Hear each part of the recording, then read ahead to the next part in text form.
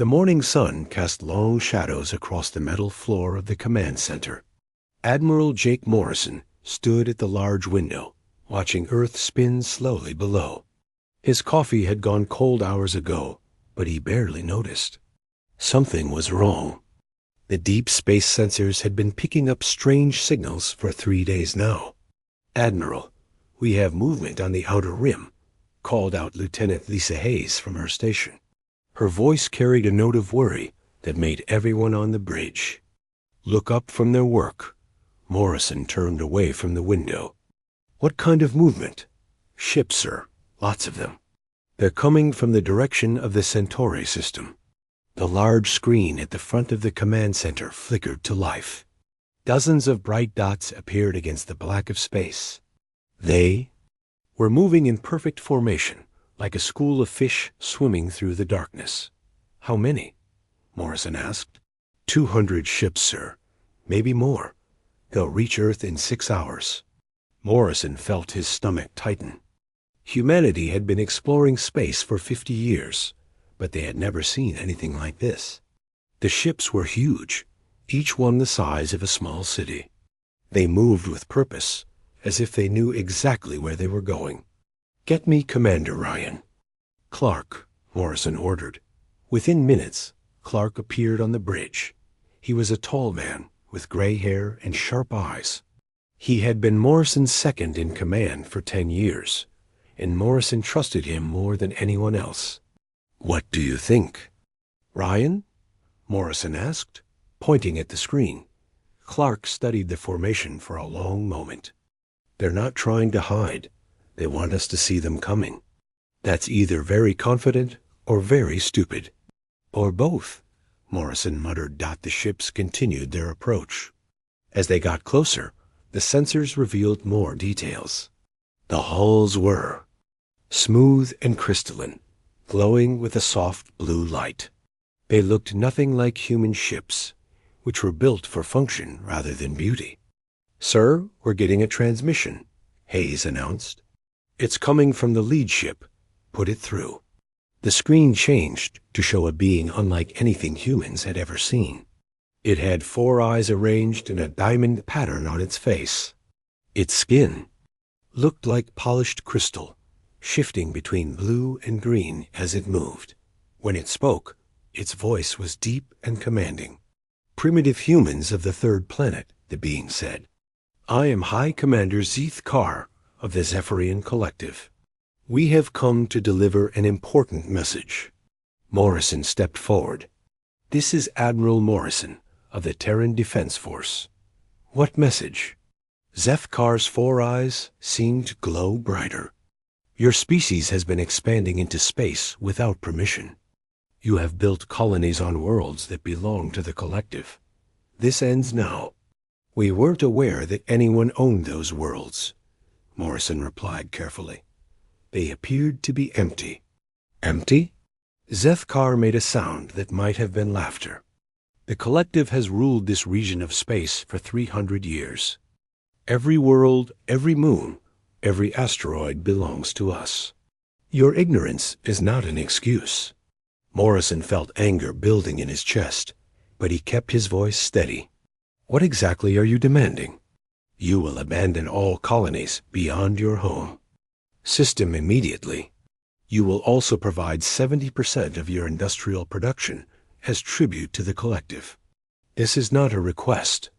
The bridge fell silent. Everyone stared at the screen in shock. Morrison had expected first contact with aliens to be historic, but not like this. "And if we refuse?" Morrison asked. Zeeth Carr's expression turned cold. "Then your species will join the Velthari in extinction. We destroyed them 100 years ago when they defied us. Their homeworld is now a field of ash and broken stone." The transmission cut off, leaving the bridge in stunned silence. Morrison looked around at his crew. They all had the same expression of disbelief mixed with fear. "Sir," Clark said quietly, "what are our orders?" Morrison walked back to the window. Below, Earth continued its slow rotation, unaware that everything had just changed. Billions of people were going about their daily lives, not knowing that aliens had just threatened to destroy them all. "Get me Captain Amy Sullivan from Intelligence," Morrison ordered. "I want to know everything she has on alien species in this region." Within an hour, Sullivan arrived with a thick file. She was a small woman with quick movements and intelligent eyes. She had been studying alien technology for years, piecing together information from salvaged equipment and intercepted communications. "What do we know about these Zephyrians?" Morrison asked. Sullivan opened her file. "They're old, sir." "Very old. Our best estimates say they've been spacefaring for at least 1,000 years. They control 47 star systems through fear and superior technology." "What about their military strength?" "Overwhelming, sir. They've never lost a major conflict. Their ships are protected by energy shields that no known weapon can penetrate. They can destroy entire planets from orbit." Morrison rubbed his forehead. "Weaknesses?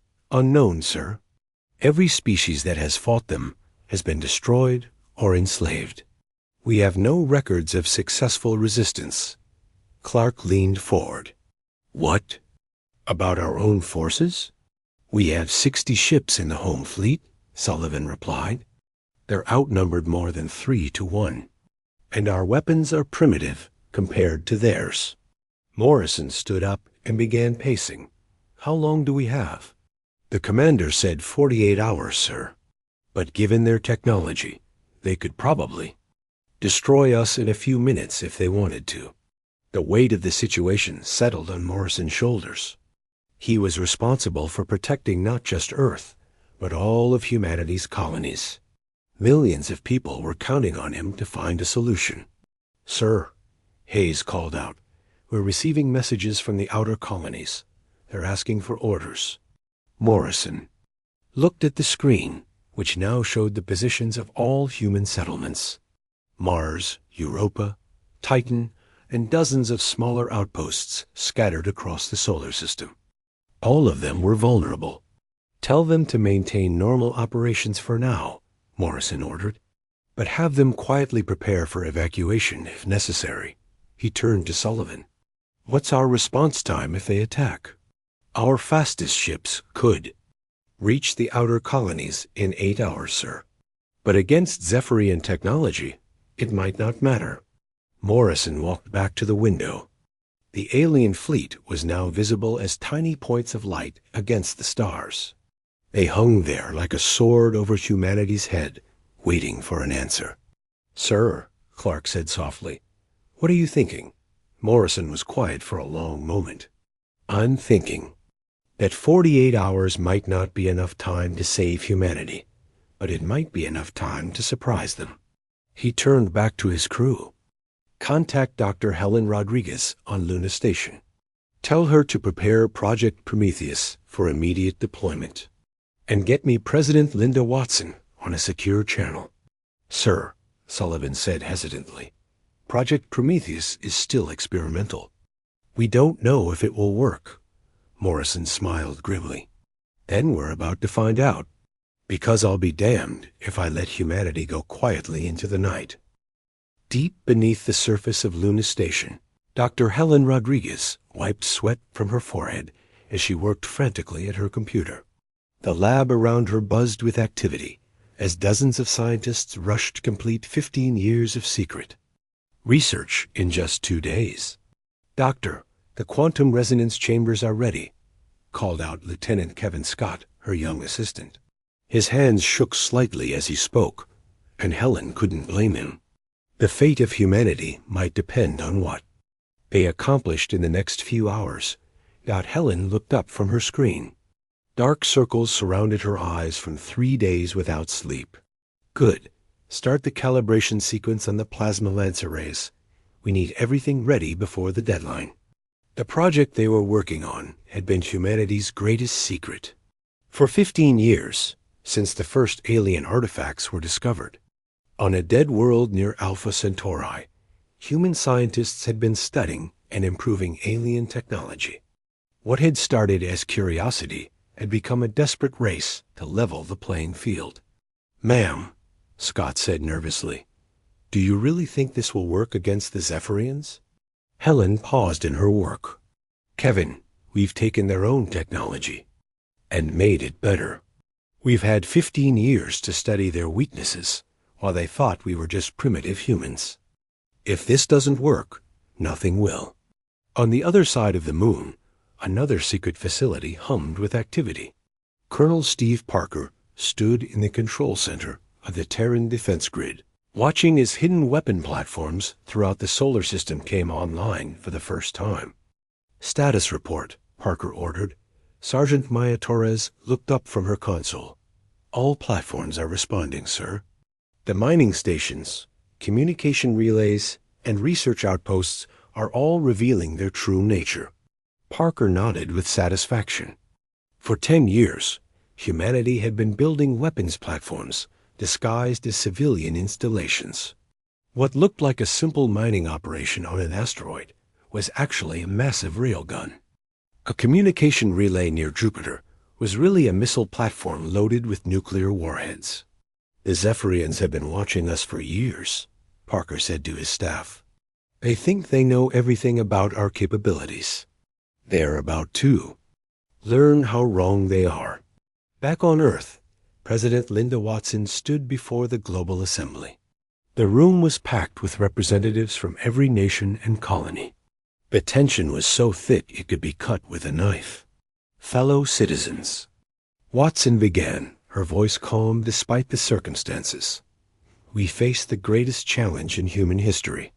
An alien empire has demanded our surrender, threatening to destroy us if we refuse. Murmurs of fear and anger rippled through the assembly. Watson raised her hand for silence. But I want you to know something about humanity. We have never been a species that gives up easily. We climbed down from the trees, we built civilizations, we reached for the stars. And we did it all without conquering others or demanding tribute. She paused, letting her words sink in. The Zephyrians think we're weak because we haven't built an empire. They're about to learn that sometimes the quiet ones are the most dangerous. The speech was broadcast across all human colonies. On Mars, miners stopped their work to listen. On Europa, scientists gathered around communication screens. On Titan, farmers paused in their fields. Every human settlement began implementing protocols that had been practiced in secret for years. Admiral Morrison stood on the bridge of the TES Defiance, watching his officers prepare for what might be humanity's final battle. The ships knew. Systems hummed with power, technology that the Zephyrians had never seen before. Sir, Commander Clark reported, all ships are ready. The fleet is at full battle stations. Morrison nodded. Open a channel to the Zephyrian flagship. The screen flickered to life, showing High Commander Zethkar's crystalline features. The alien commander looked smug, confident that humanity would surrender without a fight. Ah, the human leader responds, Zethkar said with amusement. Have you prepared your surrender documents? Morrison stepped forward, his expression calm. High Commander, we've considered your ultimatum carefully. And we have a counter-proposal for you. Zethkar's 4 eyes showed surprise. A counter-proposal? You dare to make demands of the collective? We demand that you withdraw from all star systems under your control and return everything you've stolen from other species. You have 24 hours to begin the process. The alien commander's amusement turned to anger. You just primitive creature. What could your pathetic species possibly do to enforce such ridiculous demands? Morrison's expression didn't change. We could demonstrate why humanity has never been conquered. Never been conquered? Zethkar laughed. You haven't been conquered because you've never faced anything worth conquering. You're insects playing at being warriors. Perhaps, Morrison replied, but insects can bite. The transmission ended, leaving the bridge in tense silence. Morrison turned to his crew. All ships, prepare for Protocol Reaper. Show them what happens when you threaten a predator species. Captain Ben Collins, commanding the TES Retribution, felt his pulse quicken. As the order came through, his ship was equipped with the newest human technology, including a jump drive that could teleport the vessel short distances instantly. "Helm, prepare for micro-jump sequence," Collins ordered. "Weapons, charge all systems." Similar orders went out across the human fleet. Ships that had seemed outdated compared to Zephyrian technology suddenly revealed capabilities that no alien had ever seen before. Dr. Rodriguez received a priority message from Admiral Morrison. "Doctor, we need the resonance cascade weapons online now." "They're ready, Admiral," she replied. "But remember, we've only tested them in simulation. This will be the first real-world deployment." "Understood. Begin the sequence." Throughout the solar system, hidden weapons platforms powered up for the first time. What had appeared to be ordinary industrial installations revealed themselves as some of the most advanced weapons ever created. Captain Sally Mitchell, commanding a group of fighters near Mars, watched as the Zephyrian fleet began to move into attack formation. The aliens were following standard procedure, confident that their shields and weapons would make short work of the human defenders. "All fighters, this is Mitchell," she broadcast. "Remember, we're not just fighting for Earth. We're fighting for every species that has ever suffered under Zephyrian rule. Make them count." The alien fleet opened fire first, their plasma beams lancing toward the human ships. But something was wrong. The human vessels weren't where they were supposed to be. Instead of fleeing or forming defensive lines, they had scattered in seemingly random directions. "Sir," Subcommander Velfin reported to Zethkar, "the humans are using some kind of displacement technology. Our targeting systems can't lock on to them." Zethkar's confidence began to waver. Impossible. No species has ever developed such technology. But the impossible was happening. Human ships were appearing and disappearing across the battlefield, their movements unpredictable and precise. The Zephyrian formation, which had dominated space battles for centuries, was being torn apart by an enemy that refused to follow the rules. "All ships, execute attack pattern Alpha," Morrison ordered. "Show them what human ingenuity can accomplish." The first salvo from the human fleet struck the Zephyrian ships with devastating effect. The energy weapons that had been reverse-engineered from alien technology and improved by human innovation cut through shields that had never been breached. "Shields down to 60%, reported a panicked Zephyrian officer. "How is this possible?" Zethkar stared at the battle display in shock. The primitive humans were not only fighting back, but winning. Ships that had ruled the galaxy for centuries were being destroyed by vessels they had dismissed as toys. "All ships, concentrate fire on the human flagship," Zethkar ordered. "Destroy their command structure." But the TEC science was no longer where it had been a moment before. The ship's new jump drive allowed it to appear behind the Zephyrian formation, weapons fully charged and ready to fire. "This is for every species you've enslaved," Morrison said quietly, then louder. "All weapons, fire." A space battle that followed would be remembered as the moment when humanity announced its arrival on the galactic stage. Not as conquerors, but as defenders of freedom. The Zephyrian collective, which had ruled through fear for 3 centuries, was about to learn that some species fight back. The first explosions lit up the darkness of space like deadly fireworks. High Commander Zethkar watched from his flagship as human ships danced between his fleet's weapons, moving in ways that should have been impossible. "Damage report," he demanded. 17 ships destroyed, sir," replied Subcommander Velfin, his voice shaking. "The humans are using weapons we've never seen before." Zethkar's 4 eyes glowed with fury. In 300 years of conquest, the collective had never lost more than a handful of ships in any battle. Now, in less than an hour, they had lost 17 vessels to a species they had dismissed as primitive. Concentrate all fire on their command ship, Sethkar ordered. Kill their leader and the rest will surrender. The massive Zephyrian flagship turned its weapons toward the TES Defiance. Energy beams that could crack a planet's crust fired in sequence, creating a deadly web of destruction. But when the light faded, the human ship was gone. Where did it go? Zethkar roared. Behind us. Sir, came the terrified reply. The TES Defiance had somehow appeared directly behind the Zephyrian formation. Admiral Morrison stood on the bridge, watching the alien fleet scramble to turn around. All ships, implement Protocol Reaper, Morrison ordered calmly.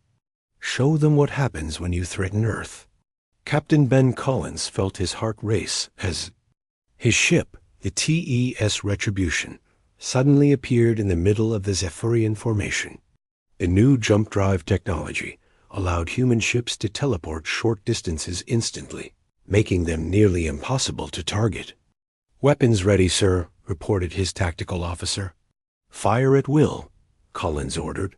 The human fleet opened fire with weapons that the Zephyrians had never encountered. The resonance cascade cannons sent shock waves through the alien shields, causing them to flicker and fail.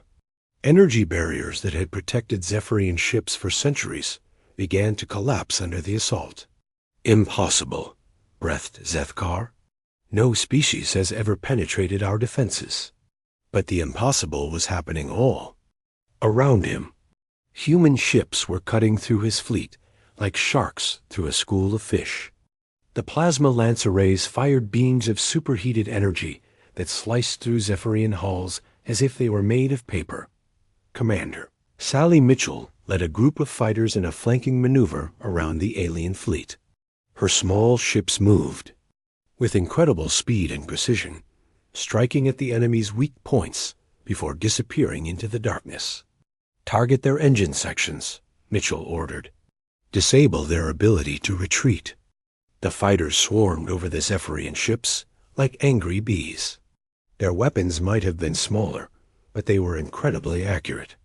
One by one, alien vessels found themselves unable to maneuver as their engines exploded in brilliant flashes. Sir, we're losing ships faster than we can count, reported a panicked Zephyrian officer. Their technology is far beyond what we expected. Zethkar couldn't believe what he was seeing. The collective had studied human technology for years. They had intercepted communications, observed human ships, and concluded that humanity was at least a century behind Zephyrian science. Yet somehow, the humans were winning. All ships withdraw to defensive positions, Zethkar ordered. Regroup and prepare for a coordinated assault. But retreat was easier said than done. The human ships seemed to be everywhere at once, appearing and disappearing without warning. The Zephyrian fleet, which had operated in perfect formation for centuries, was being scattered across the solar system. Sir, came a new voice on the communication channel. This is Colonel Parker on Mars. Grid activation is complete. Zethkar had no idea what the human was talking about, but he was about to find out. Throughout the solar system, installations that had appeared to be simple mining operations or communication relays suddenly revealed their true nature. Hidden weapons platforms emerged from asteroids, activated from the depths of space stations, and powered up from the surfaces of moons. All platforms, this is Parker, the colonel announced. You are authorized to fire. The space around Earth erupted in brilliant flashes of energy. The Terran defense grid, hidden in plain sight for 10 years, unleashed its full power. Massive railguns fired projectiles at incredible speeds. Missile platforms launched nuclear warheads. Energy weapons carved through the darkness dot the retreating Zephyrian fleet suddenly found themselves caught in a crossfire from every direction. Ships that had been trying to escape Earth's immediate vicinity ran into walls of destruction they never knew existed. We're trapped, reported a Zephyrian captain. There are weapons everywhere. How did we miss them? Zethkar watched in horror as his fleet was systematically destroyed. The humans hadn't just prepared for battle. They had turned their entire solar system into a fortress. Every rock, every station, every piece of equipment was part of an elaborate defense network. "Retreat to the outer system," Zethkar ordered. "Get us out of range of their weapons." But Admiral Morrison wasn't finished demonstrating humanity's capabilities. On Luna Station, Dr. Helen Rodriguez received the final authorization she had been waiting for. "Doctor, deploy the Singularity Mines," Morrison ordered. Rodriguez's hands trembled as she input the activation codes. The Singularity Mines were humanity's most dangerous weapon, artificial black holes that could be controlled and directed with incredible precision. They had been placed throughout the asteroid belt, hidden among the rocks and debris. "Mines active," Rodriguez reported. "They're moving to intercept the retreating fleet." The Zephyrian ships fleeing toward the outer system suddenly found their escape routes blocked by gravitational anomalies. The artificial black holes appeared in their path, creating pockets of twisted space-time that crushed anything that came too close. "What are those things?" screamed a Zephyrian pilot as his ship was pulled into a gravity well. "Singularity weapons," came the reply. "They're controlling black holes." Ship after ship was destroyed by the gravitational forces, crushed like insects in an invisible fist. The Zephyrian fleet, which had numbered 200 vessels at the start of the battle, was being reduced to scrap metal and atomic particles. "All ships emergency jump to hyperspace," Zethkar ordered desperately. "Get us out of here." But even in hyperspace, the humans had surprises waiting. Captain Chris Taylor, commanding the science vessel Tay's Discovery, had been working with a team of physicists to develop hyperspace interdiction technology. As the Zephyrian ships tried to escape, they found their faster-than-light drives failing. "Jump. Drives are offline," reported a Zephyrian engineer. "Something is interfering with our hyperspace engines." Zethkar realized that his fleet was completely trapped. The humans had anticipated every possible escape route and prepared countermeasures. What had seemed like a simple conquest had turned into a massacre. "Sir," Velthin said quietly, "we've lost over half our fleet.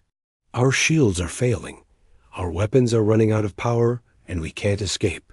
Perhaps it's time to consider surrender."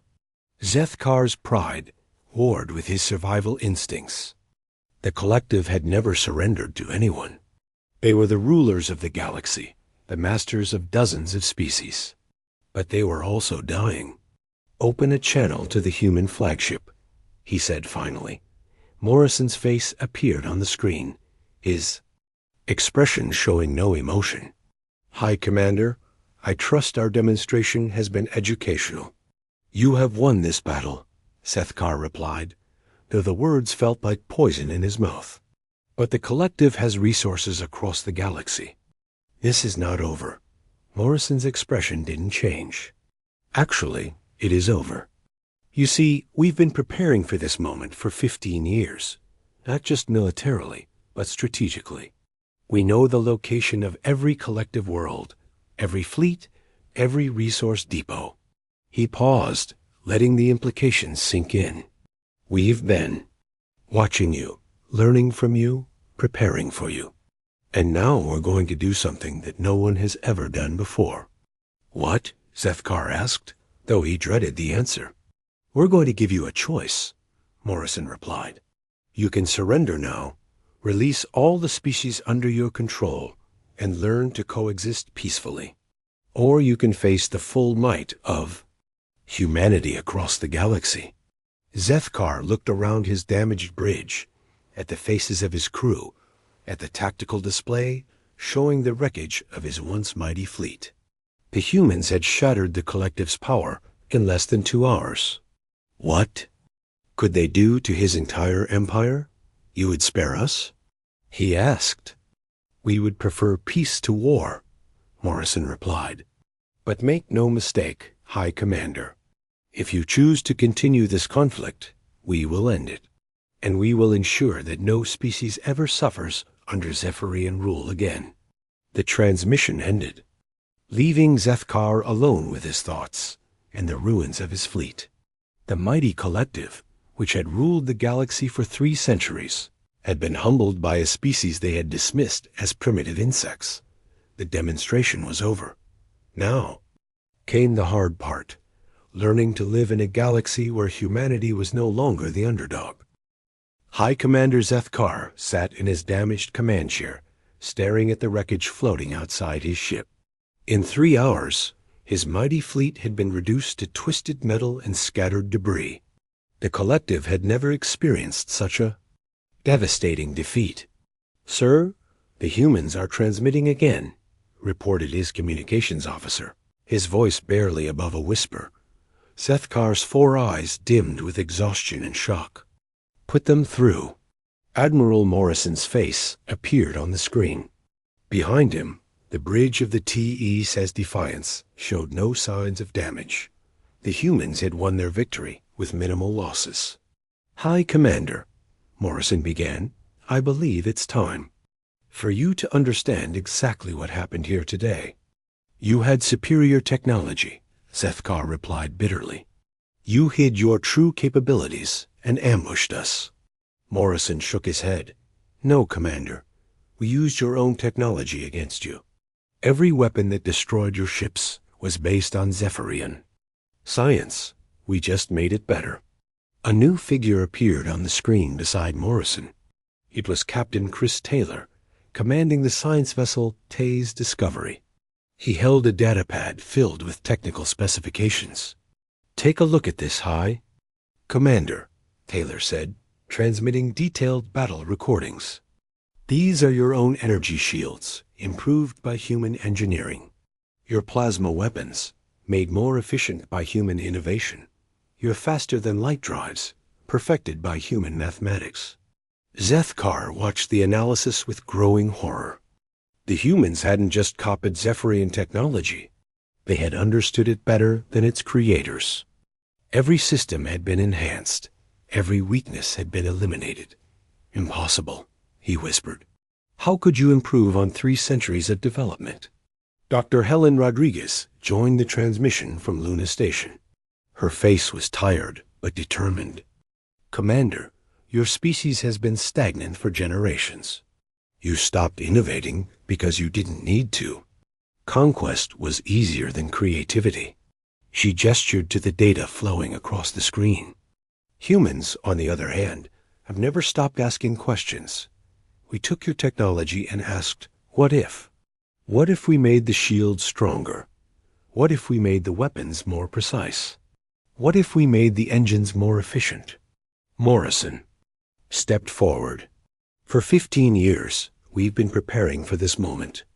Not because we wanted war, but because we understood that peace sometimes requires strength. Your tribute system was actually helpful," added Intelligence Director Dan Morgan, his voice cold with purpose. "Every piece of technology you collected, from conquered species, every innovation you suppressed, every discovery you stole, became part of our research." Zethkar felt something he had never experienced before: shame. The collective had built their empire on the backs of others, stealing their knowledge and crushing their spirits. Now those same innovations were being used against them. "What do you want from us?" he asked. "Justice," Morrison replied simply. "Not revenge, not conquest, but justice. You're going to release every species under your control. You're going to return everything you've stolen. And you're going to learn to coexist peacefully with your neighbors." "The collective will never agree to such terms," Zethkar protested. His words lacked conviction. Lieutenant Commander Julie Harper, leading the Human Reconnaissance Division, appeared on the screen. "Commander, we've been monitoring your communications for years. We know about the rebellion brewing in your outer territories. We know about the species planning to revolt. We know about the younger generation of Zephyrians who question the old ways." She displayed a map showing the entire collective territory. Red dots marked areas of unrest, while blue dots showed loyal regions. There was far more red than blue. Your empire is already falling apart, Harper continued. We're just offering you a chance to guide the transition instead of being destroyed by it. Zethkar studied the map in silence. The intelligence was accurate. He knew because he had been receiving similar reports from his own spies. The younger generation of Zephyrians was growing tired of their role as oppressors. They wanted to explore, to learn, to create instead of destroy. "And if we refuse?" he asked. Morrison's expression grew cold. "Then you'll discover why humans were the apex predators on their homeworld. We don't just fight to win battles, Commander. We fight to ensure our enemies never threaten anyone again." The transmission shifted to show footage from human history. Ancient warriors defending their homes, soldiers fighting against impossible odds, entire civilizations standing up to tyrants. The message was clear. Humanity would not be intimidated. "Your species has never faced a true predator," Morrison continued. "You've grown soft from centuries of easy conquest. But humans evolved on a world where everything was trying to kill us. We learned to be smart, adaptable, and absolutely ruthless when necessary." Captain Sally Mitchell joined the transmission from her fighter squadron. "Commander, we've been studying your military tactics for years. They're based on overwhelming force and intimidation. But what happens when your enemy isn't intimidated?" She displayed battle footage from the recent engagement. "Your ships move in predictable patterns. Your weapons have obvious charge sequences. Your shields have exploitable weaknesses. Against species that were conquered by fear, these flaws didn't matter. Against humans who studied every detail, they were fatal." Zethkar watched his fleet being systematically destroyed on the replay. The humans had anticipated every move, countered every strategy, and exploited every weakness. It was like watching a master chess player defeat a child. "How long have you been planning this?" he asked. "Since the moment we discovered your existence," Morrison replied. "We knew that eventually we would encounter a species like yours. A predator that had grown lazy. A bully that had never been challenged." Dr. Rodriguez appeared again, this time from her laboratory. "Commander, we've been preparing for this encounter for 15 years. Every piece of alien technology we found, every intercepted communication, every observed behavior pattern became part of our preparation." She gestured to the equipment around her. "We didn't just study your technology. We studied your psychology, your culture, your history. We learned how you think, how you react, how you make decisions. And we prepared countermeasures for everything." Zethkar realized the full scope of humanity's preparation. They hadn't just built better weapons. They had built a complete understanding of their enemy. The collective had been studied like insects under a microscope. "You knew we would come," he said. "We knew someone like you would come," Morrison corrected. "The galaxy is full of species that have been conquered by intimidation. We knew that eventually one of their oppressors would notice humanity's expansion and decide to stop it." "So you made yourselves ready," Zethkar said. "We made ourselves ready," Morrison agreed. "But not just for war. We prepared for the aftermath. We studied every species under your control, learned their languages, understood their cultures. We're ready to help them rebuild." The transmission expanded to show representatives from dozens of species. Korathi engineers, Aquarian scientists, Velthari historians, and many others. All of them had been working with humans in secret, preparing for this moment. "The galaxy is changing, Commander," Morrison said. "The old way of ruling through fear is ending. The new way is based on cooperation, innovation, and mutual respect." Zethkar looked around his damaged bridge. His crew was watching the transmission with expressions of amazement and fear. Some of them, he realized, looked relieved. The younger officers had grown tired of their role as oppressors. What guarantee do we have that you won't simply replace us as the dominant power? He asked. Morrison smiled for the first time during the conversation. Because that's not who we are, Commander. Humans don't want to rule the galaxy. We want to explore it, learn from it, and help it become something better. Look at our history, added President Watson, joining the transmission from Earth. We've had the power to conquer our own planet many times. Instead, we chose cooperation. We built alliances, shared knowledge, and worked together to reach the stars. Zethkar considered her words. The humans had indeed shown remarkable restraint during the battle. They could have destroyed his entire fleet, but they had stopped when he was defeated. They could have executed him, but they were offering him a choice. Time is running out, Commander, Morrison said. Your empire is crumbling. You can either guide its transformation into something better, or watch it collapse into chaos and war. Zethkar looked at his crew, at the tactical display showing his scattered fleet, at the faces of species that had suffered under collective rule. For the first time in his life, he saw a path forward that didn't involve conquest or oppression. What would you have us do? He asked finally. Morrison leaned forward. First, order all collective forces to stand down. No more attacks on rebellious worlds, no more punishment raids, no more tribute collection. The other commanders will never agree, Zethkar protested. Then we'll convince them the same way we convinced you, Morrison replied calmly. One fleet at a time, if necessary. Sub-Commander Velfin stepped forward on the Zephyrian bridge. Sir, perhaps it's time to consider that the humans might be right. Our way of life has brought nothing but suffering to billions of beings. Zethkar looked at his second-in-command with surprise. Velfin was young for a Zephyrian, barely. The news spread across the galaxy faster than light itself. On 1,000 worlds, in countless star systems, beings who had lived under Zephyrian rule for generations heard the impossible. The collective had surrendered. On the industrial world of Korath Prime, Elder Korath Vel stood in the central square of his city, watching the sky with trembling hands.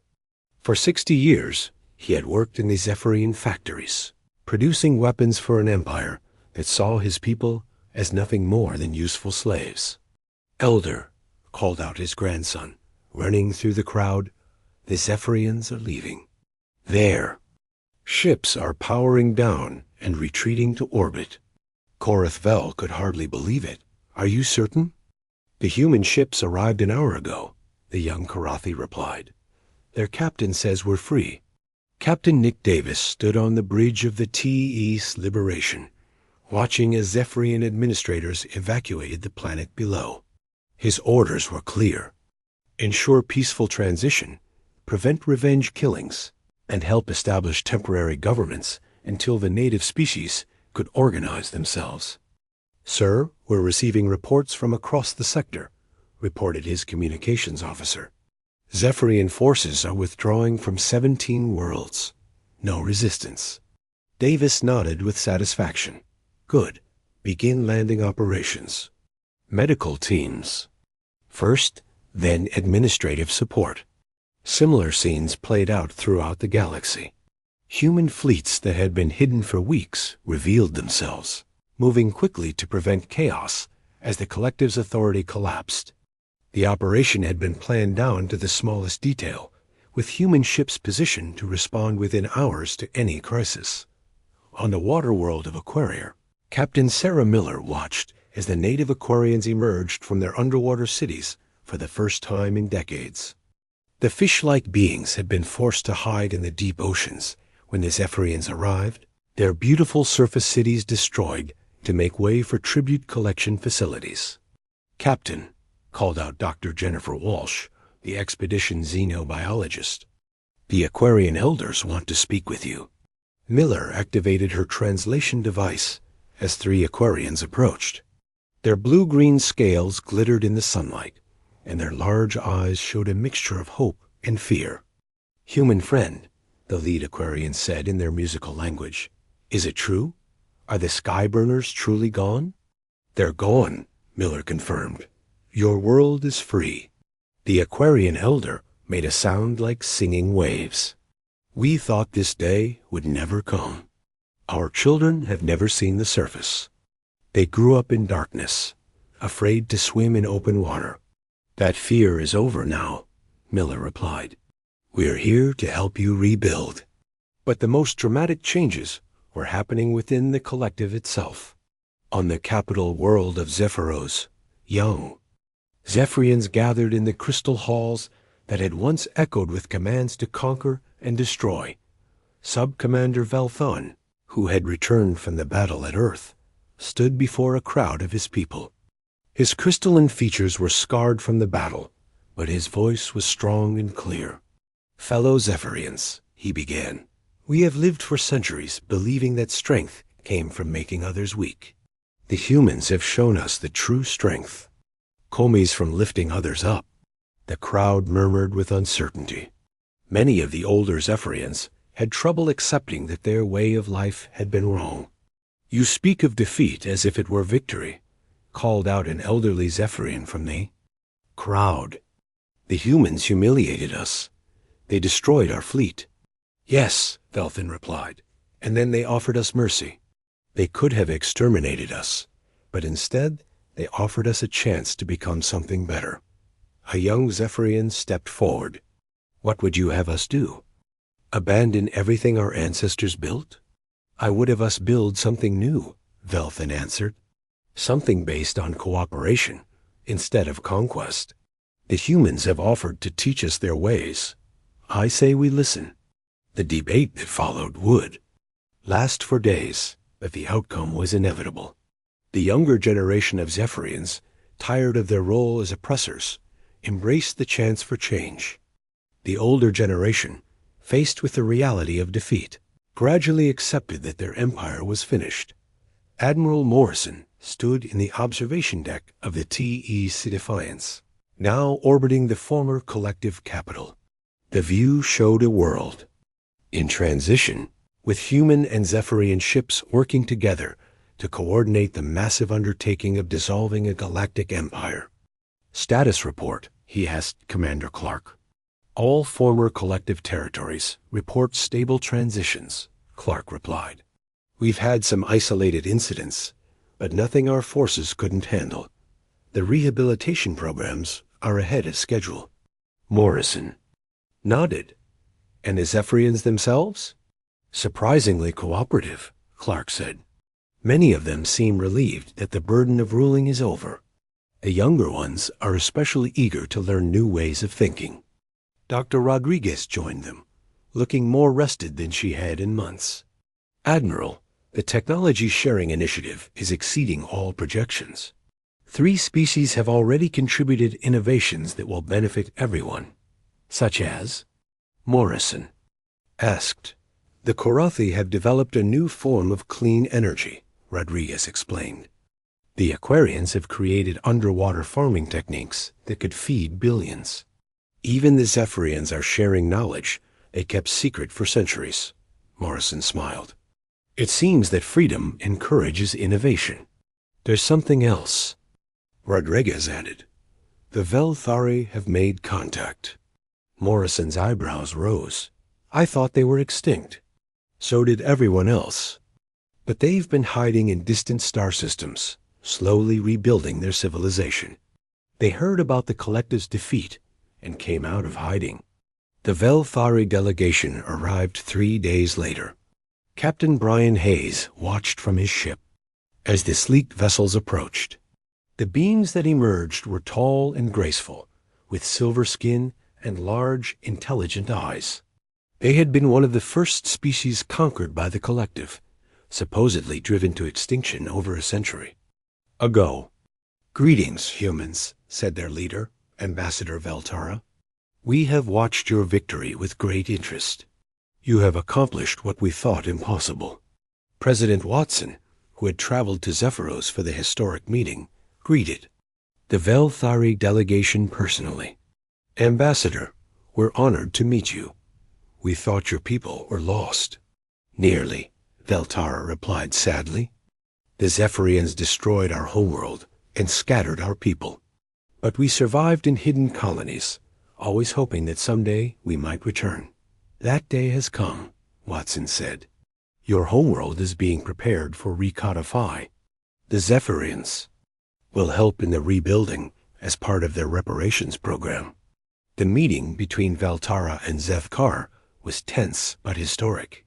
The Zephyrian commander, now wearing simple clothes instead of his military uniform, faced the representative of a species he had helped destroy. I cannot undo what was done, Zethkar said quietly, but I can spend the rest of my life trying to make amends. Veltara studied him for a long moment. The humans have taught us that forgiveness is possible, but justice must come first. You will help us rebuild what was destroyed. I will, Zethkar agreed. It is the least I can do. 6 months later, Morrison stood once again in the observation deck of his ship, but this time he was watching something beautiful. Below, representatives from 43 different species worked together in the new Galactic Assembly.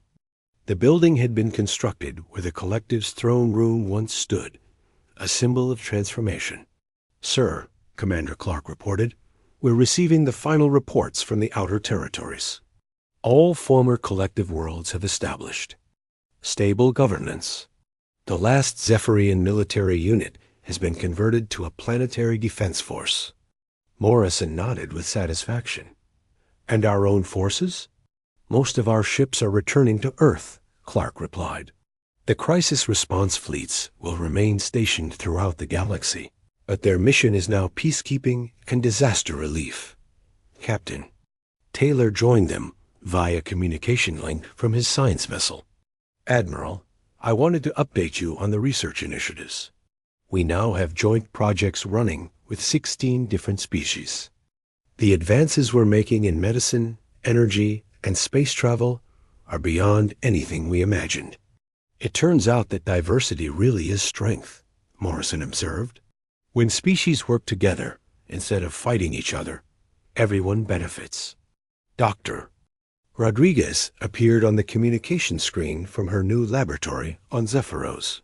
Admiral, you should see what we've accomplished here. Former collective scientists are working alongside their former victims to develop technologies that will benefit everyone. Any specific examples? Morrison asked. The Zephyrians had developed healing technology that they kept secret, Rodriguez explained. Combined with Aquarian medical knowledge and human innovation, we've created treatments that can heal injuries we thought were permanent. Morrison smiled. The galaxy is healing too. President Watson's voice came through the communication system. During her weekly address to the new Galactic Assembly, citizens of the galaxy, 1 year ago we faced the greatest threat in recorded history. Today, we celebrate not just our survival, but our transformation. The assembly hall was filled with beings from dozens of worlds, all working together on legislation that would govern interstellar relations. The sight would have been impossible. Just months before, the Zephyrian collective believed that order could only come through oppression, Watson continued. We have proven that true order